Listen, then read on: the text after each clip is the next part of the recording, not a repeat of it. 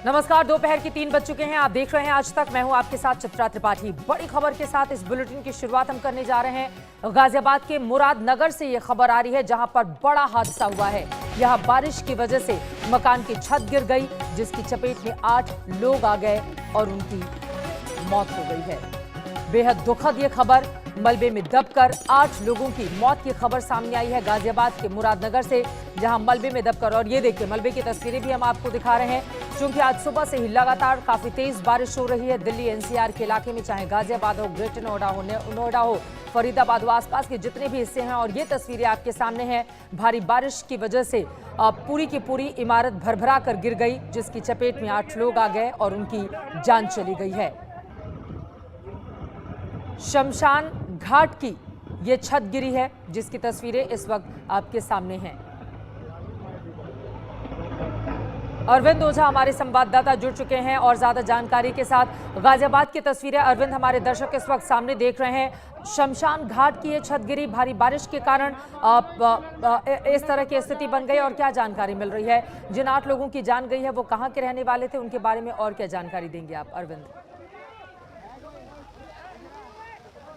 जी देखिए, इस वक्त मैं गाजियाबाद पर ही मौजूद हूँ और ये देखिए, अगर आप देखें तो एनडीआरएफ की टीम है और भारी बारिश हो रही है। इस वजह से जो राहत और बचाव कार्य है उसमें काफ़ी मुश्किलों का सामना करना पड़ रहा है। ये देखिए किस तरीके से तिरपाल में जो एनडीआरएफ की टीम रेस्क्यू ऑपरेशन करने के लिए आई है, किस तरीके से बारिश से खुद को बचा भी रही है, और साथ ही साथ जो तमाम राहत और बचाव के जो उपकरण हैं उसको निकालने की यहाँ पर जो कवायद है वो जारी है। मैं आपको बताऊं कि दरअसल जो ये रास्ता है, या पतला संकीरा रास्ता देख पा रही, मुरादनगर का ये इलाका है। यहाँ पर शमशान घाट है, और जो हमें जानकारी मिली उसके मुताबिक इलाके के एक शख्स की आकस्मिक मौत हुई थी। उसके बाद जो लोग थे वो शव को लेकर शमशान घाट की तरफ जो रास्ता जाता है यहाँ पर आए थे। उसी दौरान जो लेंटर था जो शमशान घाट का, वो भरभरा कर गिर गया, जिसमें तकरीबन 1 दर्जन से ज़्यादा लोग वो दब गए, जिसमें जो तुरंत स्थानीय प्रशासन है वो मौके पर पहुंचा। उसके बाद राहत और बचाव का काम जारी हुआ, जिसमें कई लोगों को अभी जो लेंटर है, जो मलबा है, उसके अंदर से निकाला गया है, जिसमें 8 लोगों की मौत की कंफर्मेशन हमें मिली है। 8 लोगों की मलबे में दबने से मौत हो गई। राहत और बचाव का काम अभी भी जारी है, लेकिन चूंकि आप ये देख पा रही हैं, ये जो मुरादनगर का गांव है, अगर दूर तक देखें आप तो दूर तक, चूंकि बारिश भी हो रही है चित्रा, इस वजह से काफ़ी लोगों को मुश्किलें आ रही हैं।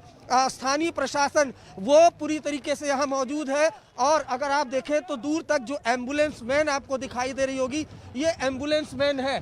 तो ये जो पूरा रास्ता है ये शमशान घाट की तरफ जाता है। धीरे धीरे करके जो मलबे में से लोगों को रेस्क्यू करके निकाला जा रहा है, उनको इसी रास्ते से लाया जा रहा है। एम्बुलेंस वैन यहाँ पर है, एनडीआरएफ की टीम यहाँ पर मौजूद है, स्थानीय प्रशासन वो भी यहाँ पर मौजूद है। अभी जो हमें जानकारी मिली है, 17 से 18 लोगों को बाहर निकाला जा चुका है, जिसमें से 8 लोगों की मौत हो गई है।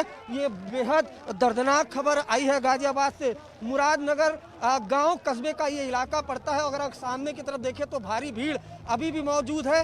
रेस्क्यू में दिक्कतें आ रही हैं, क्योंकि आप देख पा रही हैं जो बारिश है वो काफ़ी ज़्यादा तेज है। सुबह से ही दिल्ली एनसीआर में बारिश हो रही है। उन सब के बीच जो हमें जानकारी मिली है उसके मुताबिक जो एक लोकल शख्स है यहाँ पर, उसकी मौत हुई थी, और उसके अंतिम संस्कार के लिए बाकायदा लोग यहाँ पर जमा हुए थे। उसी दौरान जब शमशान घाट पर पहुँचे हैं तो शमशान घाट का जो लेंटर है वो भरभरा कर गिर गया, जिसके वजह से तकरीबन जो हमें जानकारी मिली है 1 दर्जन से ज़्यादा लोग वो मलबे में दब गए, जिसमें से 8 लोगों की मौत की जो पुष्टि वो स्थानीय प्रशासन ने कर दी है।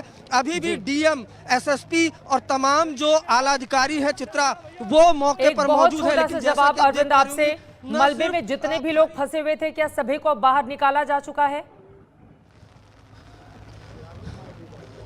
जी देखिए, स्थानीय प्रशासन का कहना है कि लगभग सभी लोगों को बाहर निकाला जा चुका है और आसपास के स्थानीय अस्पताल में उनको ले जाया गया है, जिसमें से डॉक्टरों ने 8 लोगों को मृत घोषित कर दिया गया। ये एम्बुलेंस की आप कतार देख पा रही होंगी, लंबी कई ज्यादा एम्बुलेंस यहाँ पर एहतियात के तौर पर बुलाई गई है, क्योंकि ऐसी जानकारी मिल रही थी कि काफी ज्यादा लोग इस मलबे में जब दबे हुए हैं, जिसके बाद एक एक करके सभी को निकाला गया। 17 से 18 लोगों के निकाले जाने की बात स्थानीय प्रशासन कह रहा है, लेकिन जो हमें जानकारी मिल रही है 2 दर्जन से ज्यादा लोग यहाँ पर दबे हुए थे।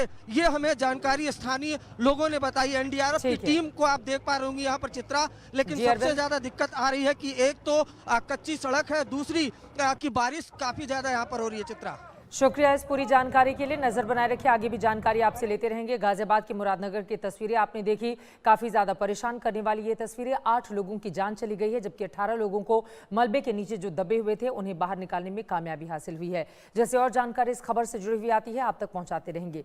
आगे बढ़ते हुए, वैक्सीन आई फाइनल चढ़ाई। भारत ने कोरोना से जंग में आज बड़ा कदम उठाया है। कोविशील्ड और कोवैक्सीन के इमरजेंसी इस्तेमाल को डीसीजीआई ने मंजूरी दे दी है।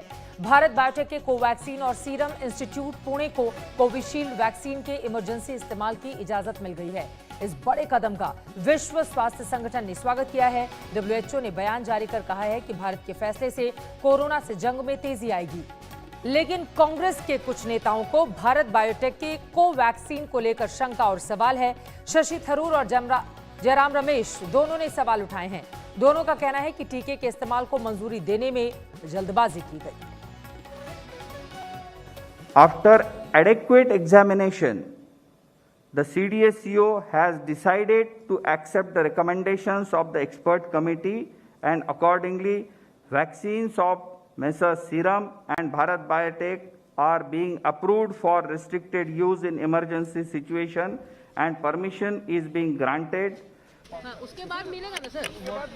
सर इसके साइड इफेक्ट्स भी बहुत बताए जा रहे हैं सर, ये सही है क्या? ना साइड इफेक्ट देखो, एक बात पे पूरा आप श्योर रहिए कि किसी में भी सेफ्टी का कंसर्न होगा, थोड़ा भी कंसर्न होगा तो हम उसको कभी अप्रूव नहीं करेंगे। कुल मिला के ये सेफ है ऑफ कोर्स 110%। साइड इफेक्ट नहीं है। 100 साइड इफेक्ट थोड़े बहुत तो होते हैं, पर वो जो जैसे छोटी मोटी साइड पे पेन होना, थोड़ा सा फीवर होना, थोड़ी सी एलर्जी होना, ये तो हर वैक्सीन में होता है। लेकिन सर लोग ये कह रहे हैं कि इम्पोर्टेंट हो जाएंगे, ये भी सही है क्या? ये तो बहुत ही बकवास है।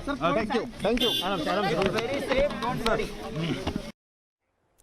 उधर मार्च 2020 से कोरोना संक्रमण से जूझ रहा देश आज खुशियां मना रहा है, क्योंकि 2 वैक्सीन से जान बचाने की तैयारी हो चुकी है और आज की इस मंजूरी मिलने को सरकार बड़ी कामयाबी बता रही है। लेकिन सबसे अहम सवाल यह है कि अब आगे क्या होगा, कैसे वैक्सीन आप तक पहुंचेगी।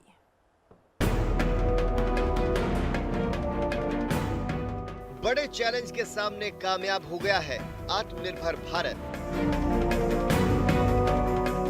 देश ने बनाया है पूरी तरह स्वदेशी कोरोना वैक्सीन। महामारी से लड़ाई में दुनिया के कई देशों से आगे निकला हिंदुस्तान। कोवैक्सीन तैयार है, कोविशील्ड तैयार है। कोरोना से लड़ाई के खिलाफ भारत के ये 2 हथियार बेहद असरदार रहने वाले हैं।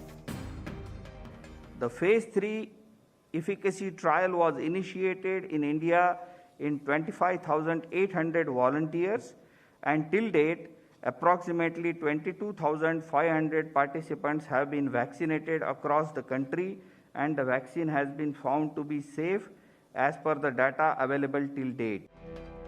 Drugs controller general of India ने जब इस कामयाबी का ऐलान किया तो ये मौका बेहद खास हो गया। मुश्किल वक्त में कोवैक्सीन और कोविशील्ड के इमरजेंसी इस्तेमाल की मंजूरी मिलने से बड़ी राहत वैसे मामलों के लिए है जो टीके के अभाव में दम तोड़ रहे थे। लगातार इलाज में जुटे डॉक्टर भी एक मोड़ पर आकर असहाय हो जा रहे थे, लेकिन अब कोवैक्सीन और कोविशील्ड की मदद से जिंदगियां बचाई जा सकेंगी।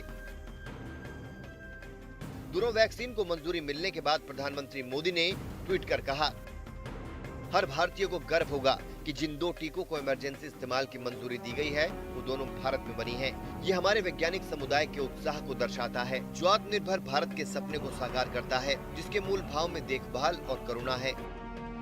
बीजेपी कह रही है कि दोनों वैक्सीन को मंजूरी का श्रेय केंद्र सरकार को जाता है। मोदी जी ने फिर स्थापित किया कि वो वैश्विक नेता है। वैश्विक महामारी के खिलाफ हिंदुस्तान में जो लड़ाई लड़ी है, क्योंकि हम बहुत बड़े वॉल्यूम में, हम 137 करोड़ के देश हैं, पूरी दुनिया हमारी तरफ आंखें लगाए देख रही थी। हमने कोरोना की लड़ाई इलाज के रूप में, लॉकडाउन को साइंटिफिक रूप से लागू करने के रूप में, अर्थव्यवस्था को पुनर्जागृत करने के रूप में, और अब उसके बाद वैक्सीन बनाने और वैक्सीन की तैयारी लगाने की तैयारी को लेकर जिस प्रकार से मोदी जी की सरकार ने काम किया वो अविस्मरणीय है। बीजेपी वैक्सीन को मंजूरी मिलने पर अपनी सरकार की पीठ थपथपा रही है, तो कांग्रेस डीसीजीआई के फैसले पर सवाल उठा रही है। पार्टी नेता शशि थरूर ने कोवैक्सीन को लेकर ट्वीट किया है। कोवैक्सीन ने अभी तीसरे फेज का ट्रायल भी पूरा नहीं किया है। वक्त से पहले मंजूरी जोखिम भरा हो सकता है। स्वास्थ्य मंत्रालय को स्थिति साफ करनी चाहिए। ट्रायल से पहले वैक्सीन के इस्तेमाल पर रोक लगे। सीरम इंस्टीट्यूट ऑफ इंडिया के सीईओ अदार पूनावाला ने डीसीजीआई के फैसले पर खुशी जताई। उन्होंने ट्वीट कर कहा कि सभी को नए साल की शुभकामनाएं। भारत की पहली कोरोना वैक्सीन को मंजूरी मिल गई है। ये पूरी तरह सुरक्षित, प्रभावशाली और रोल आउट करने के लिए तैयार है। मंजूरी मिलने के बाद अब सभी को तारीखों का इंतजार है। स्वास्थ्य मंत्रालय जल्द इस पर फैसला ले सकता है। दिल्ली से मिलन शर्मा के साथ आशुतोष मिश्रा, आज तक ब्यूरो। ये वैक्सीन कितनी कारगर है, इसके बारे में और ज्यादा जानकारी दे रहे हैं डॉक्टर नरेश त्रेहन। उनसे बातचीत की है मेरी सहयोगी नवजोत रंधावा ने। हमारे साथ इस वक्त डॉक्टर नरेश त्रेहन जुड़ चुके हैं, चेयरमैन वेदांता। डॉक्टर साहब बहुत स्वागत है। और आज का दिन एक बड़ी खुशखबरी, एक बड़ा दिन हिंदुस्तान के लिए, वो खुशखबरी जिसका पूरा देश इंतजार कर रहा था। तो ये तो आप ये कहें कि सबसे महत्वपूर्ण दिन है ये कि 2 वैक्सीन अप्रूव हो गई। इसका मतलब ये है कि हिंदुस्तान की जनता को, और सबसे पहले जो फ्रंट लाइन वर्कर्स हैं, जो पिछले 10 महीने से अपनी जान की बाजी पर खेल के पेशेंट्स की सेवा कर रहे हैं, और ये भी देखो कि किस तरीके से किया है कि हमारी मोर्टेलिटी जो है दुनिया में तकरीबन सबसे कम है, हमारे जो पॉपुलेशन तकरीबन सबसे ज़्यादा है। सो ये देखेंगे आप कि हमारी जो हेल्थ केयर वर्कर्स, जो फ्रंट लाइन वर्कर्स हैं, डॉक्टर ही नहीं, नर्सेज, पैरामेडिकल पर्सनल, जो सिक्योरिटी फोर्सेस, सब ने मिलके बहुत कमाल का काम किया है। और उनके लिए ये बहुत बड़ी राहत मिलेगी कि आज के दिन हो सकता है 5-7 दिन में ये रोल आउट हो जाए। तो आप देखेंगे कि जिन्होंने अपनी फैमिली से अलग होकर रह रहे हैं, जो अपनी फैमिलीज को प्रोटेक्ट करने के लिए, तो फिर वो फ्रीली अपनी फैमिली से मिल सकेंगे।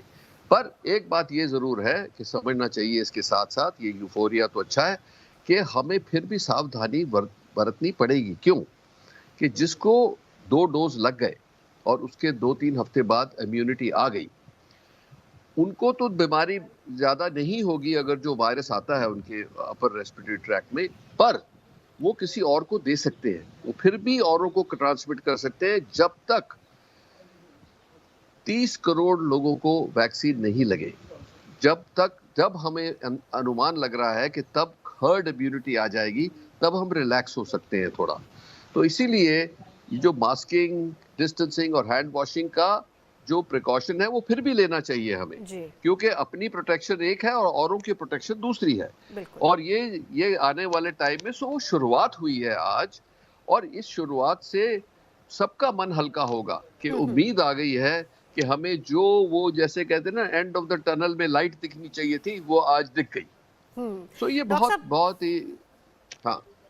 डॉक्टर साहब, ये अच्छी बात आपने कही कि वैक्सीन लग गई तो इसका मतलब हम ये ना समझें कि जो हम अभी तक तमाम प्रोटोकॉल्स फॉलो करते आ रहे थे कि हम उसको छोड़ देंगे। मास्क, सोशल डिस्टेंसिंग उतनी ज़रूरी है, लेकिन बड़ी बात, ज़रा इन आशंकाओं को भी दूर कीजिए। वैक्सीन तो आ गई, खुशखबरी है, बड़ा दिन है, लेकिन जहन में बहुत सारी आशंकाएं हैं, बहुत सारे सवाल हैं लोगों के जहन में। कहीं इसका कोई साइड इफेक्ट तो नहीं होगा, टीका लगने के बाद किस तरह की प्रिकॉशंस हमको लेनी होंगी, ये सारे सवाल है। ज़रा इसको भी क्लियर कीजिए डॉक्टर साहब।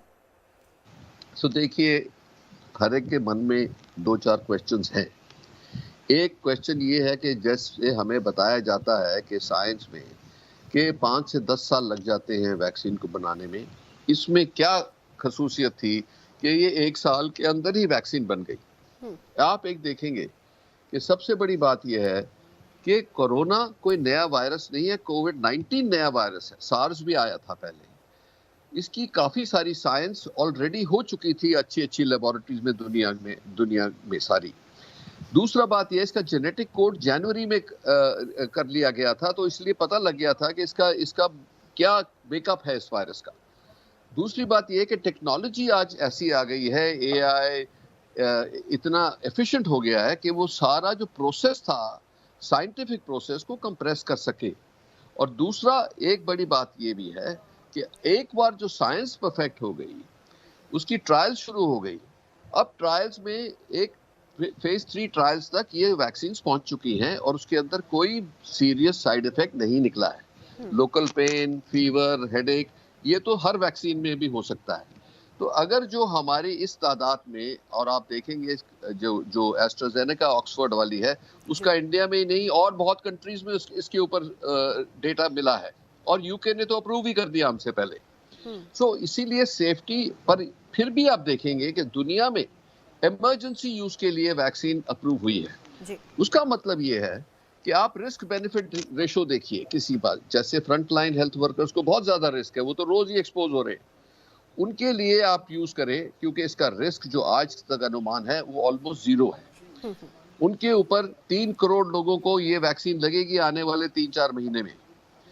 उसका भी डेटा कलेक्ट किया जा रहा है। ये जो अप्रूवल मिला है, उसका मतलब ये है कि फेज 3 ट्रायल अभी भी चल रही है। जब तक इतना डेटा इकट्ठा हो जाए और इतनी सेफ्टी एस्टैब्लिश हो जाए कि कोई बहुत सारी तादाद में भी कोई ऐसा रिस्की फैक्टर नहीं निकला है, पर इतने दिन में, इतनी देर में लोगों को ये शंका रहेगी कि भाई मुझे कुछ हो ना जाए, पर इसका कोई अभी एविडेंस नहीं है, साइंटिफिकली कोई एविडेंस नहीं निकला है कि इन वैक्सीन से आपको तकलीफ हो सकती है। ये है कि सेफ्टी और एफिकेसी एस्टैब्लिश हो गई है। अब इसकी इम्यूनोजेनिसिटी वो एस्टैब्लिश होगी over a period of time के कितनी देर ये एंटीबॉडीज चलेंगी, कितने लोगों को एंटीबॉडीज आएंगी, और इतनी देर में ये भी हो जाएगा कि हिंदुस्तान में कम से कम 30 करोड़ लोगों को ये वैक्सीन जब उपलब्ध हो जाएगी, तब वो हर्ड इम्यूनिटी हो जाएगी। सो इसीलिए आपको ये देखना है कि शंका होना एक बात है, अपने आप को रिस्क को एवेल्युएट करना, और वैक्सीन जिसका आज के दिन साइंटिफिक एविडेंस बहुत क्लियर है कि रिस्क फ्री है, तो इसीलिए ये शंका कम हो जानी चाहिए या दूर हो जानी चाहिए, और खास करके दूर हो जाएगी। जैसे आप देख रहे हैं, हम फ्रंट लाइन वर्कर्स हैं, हमें पहले लगेगी, तो आप देख लेंगे कि क्या हो रहा है जो फ्रंट लाइन वर्कर्स को, और आपके कॉन्फिडेंस बढ़ता जाएगा ऐसे। जी डॉक्टर साहब, एक और बड़ा सवाल है, क्योंकि इस पर भी क्लैरिटी बहुत ज़रूरी है। 2 डोज की बात कही जा रही है कि 2 डोज दिए जाएंगे, तो उसमें कितना वक्फा होगा, कितना समय होगा दोनों डोज में, और कितनी प्रिकॉशंस रखनी पड़ेंगी उस दौरान? सो नॉर्मली अबाउट 3 हफ्ते का गैप दिया जाता है। इसका मतलब ये है कि the first is a challenging dose और second is a booster dose. और ये ट्रायल्स में ये पता लगा है कि जो एक्चुअल एंटीबॉडीज का तादाद जो बनेगी वो आफ्टर सेकंड डोज बनेगी, ऑल्दो इंटरिम पीरियड में भी एंटीबॉडीज बननी शुरू हो जाती हैं। पर ये जरूर ध्यान रखना है कि ये आपको इम्यूनिटी नहीं है इन बिटवीन दोस 2 डोजेस। आपके 2 डोज लग भी गए, उसके बाद भी 3 हफ्ते आपको इम्यूनिटी पूरी नहीं है, क्योंकि इतना टाइम बॉडी लगाती है एंटीबॉडीज बनाने में। सो आपको वो एहतियात तो यूज करना ही करना है। जैसे हमको जो रोज यूज कर रहे हैं प्रिकॉशंस, हमें वो कंटिन्यू करनी है हेल्थ केयर वर्कर्स को। और उसके बाद भी जैसे मैंने बोला कि कुछ सावधानी हमें लगानी पड़ेगी, बरतनी पड़ेगी, क्योंकि इसका आप और लोगों को इन्फेक्शन दे सकते हो। तो इसीलिए इसका अनुमान आप लगाएंगे तो मुझे लगता है कि 6 महीने तक, जैसे समर आएगी, काफ़ी तादाद में वैक्सीनेशन हो जाएगा। और हमें ये हमारी खुशकिस्मती है कि Hindustan is the biggest manufacturer of vaccine in the world. आज से नहीं, डेकेड से ऐसा चलता आ रहा है। डॉक्टर साहब, एक और सवाल है जो लोगों के जहन में है, वो ये कि क्या ये वैक्सीन हर किसी को लगाया जाएगा? हर किसी का मतलब ये है कि बहुत सारे ऐसे लोग भी हैं जिनको कुछ एलर्जीज होंगी या कुछ छोटी मोटी उनको प्रॉब्लम्स होंगी, हेल्थ इश्यूज होंगे। क्या हर कोई ये वैक्सीनेशन ले सकता है? देखो, अभी तक जो डेटा है हमारे पास वो इतना ज़्यादा नहीं है कि हर चीज़ का सवाल आज दे दिया जाए। हाँ, जैसे जो अमेरिका से और यूके से फाइजर और के अगेंस्ट जो वैक्सीन है उसमें जिन लोगों को प्री एग्जिस्टिंग एलर्जी थी उन लोगों में रिएक्शन पाया गया है जरूर। सो इसीलिए आप देखेंगे जो हमारे गवर्नमेंट ने हमारी जो प्रोटोकॉल बनाई है और सोच समझ के बनाई है कि आफ्टर द वैक्सीनेशन पहले तो स्क्रीनिंग होगी अच्छी तरह से, और जिनको अभी जिसमें डाउट हो, जैसे प्रेगनेंसी में अभी इसका कोई पता नहीं है कि प्रेगनेंसी में सेफ है कि नहीं। दूसरा ये है कि जिनको सीवियर एलर्जी है उनको अभी शायद ना भी दे, पर अगर जो माइल्ड है या हिस्ट्री है एलर्जी की तो उनको सबको आधे से पौना घंटा रखा जाएगा ऑब्जर्वेशन रूम में, कि अगर जो कोई रिएक्शन होता है तो सारी मेडिकल फैसिलिटीज अवेलेबल हैं उसको न्यूट्रलाइज करने के लिए। सो आज तक किसी की एलर्जिक रिएक्शन से कोई मृत्यु नहीं हुई है दुनिया में। हाँ, कुछ परसेंट 1-2% को कुछ थोड़ा बहुत रिएक्शन हुआ है, कुछ को 2-4 लोगों को बहुत सीवियर हुआ है, पर उनको जो अप्रोप्रिएट ट्रीटमेंट देने से वो ठीक हो गए हैं। सो इसीलिए ये प्रिकॉशंस हमने पहले ही ले लिए। डॉक्टर नरेश त्रेहन को आप सुन रहे थे। देश के वैज्ञानिकों की ओर से, डॉक्टर्स की ओर से तमाम एहतियात बरते गए हैं और अब ये वैक्सीन आ गई है। सियासत इस पर गर्म जरूर है, लेकिन एक बड़ा हिस्सा ऐसा है जो उसके इंतजार में था। वैक्सीनेशन की प्रक्रिया शुरू कब होगी, इस पर लगातार रहेगी आज तक की नजर। एक छोटे से ब्रेक के बाद हम फौरन लौट रहे हैं। आगे शुभेंदु अधिकारी एक्सक्लूसिव होंगे आज तक पर, जरूर सुनिएगा पश्चिम बंगाल की राजनीति पर उन्हें। ब्रेक के बाद फौरन लौट रहे हैं, देखते रहिए आज तक। नमस्कार, मैं हूं अंजना ओम कश्यप। हमें उम्मीद है ये वीडियो आपको पसंद आया होगा। लेटेस्ट खबरों के लिए यूं ही देखते रहिए आज तक, और इस वीडियो के पसंद आने पर लाइक, शेयर एंड सब्सक्राइब करना ना भूलें।